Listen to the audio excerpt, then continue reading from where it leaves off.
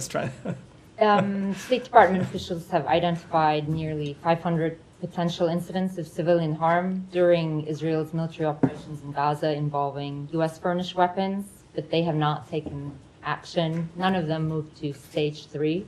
So could you explain how it is that officials identify 500 separate incidents that do involve unnecessary civilian harm, possibly using U.S. weapons, but none of them makes it to the stage 3 under CHURG process? So a few things about that. Number one, I think it's always important to reiterate that we have consistently made clear to the government of Israel our serious concerns about this issue and their need to do more to minimize civilian deaths.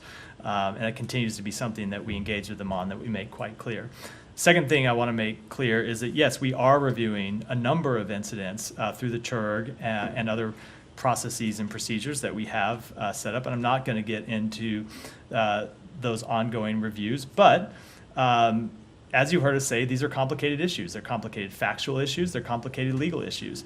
And so we have not yet gotten to the point with any of them that we have been able to make final determinations. But there are a number of incidents, and that is part of the issue. We have a number of different incidents that we have to look at just based on the nature of this conflict and the scope and extent of this conflict and the extent of civilian harm. As you heard us say before, you heard us when we released the NSM 20 report.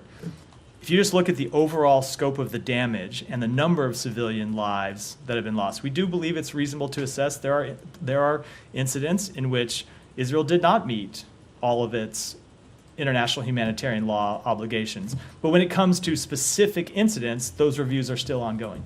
But I mean, I'm actually surprised that you unprompted flagged the NSM 20 report, which exactly, yes, says that. So isn't it a little bit inconceivable that more than a year now, some of these incidents go way back to last October. It's been more than a year, and you guys are still yet to definitively assess that any one single incident violates international humanitarian law. Let me just first say, the reason I flagged the NSM 20 report specifically is because one of the stories to which you referred had sourced to officials as if it were a revelation that we believe that there very well could be violations of international humanitarian law, when that is something that a report ordered by the president, overseen by the secretary, had concluded several months ago. So we've been quite clear. We've been quite clear about the fact. And that's why I thought it was important to mention it. But no, when it comes to these determinations, these are incredibly difficult. It takes gathering facts, it takes gathering information, and it takes ultimately making legal judgments about those facts. And oftentimes you have conflicting accounts of what happened, and it's our job to try to sort through that the best we can.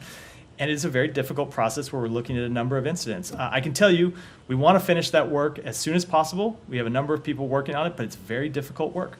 Would you say the United States government is committed to investigating any possible misuse of its weapons by any foreign forces, including Israel?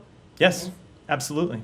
But then how do you square that commitment with your inability to find we are conducting those investigations, and we are conducting them thoroughly, and we are conducting them aggressively, but we want to get to the right answer. And it's important that we not jump to a preordained result and that we not skip any of the work, that we do all of the important fact-finding that we need to do before making what is a pretty significant determination, and that's what we're doing.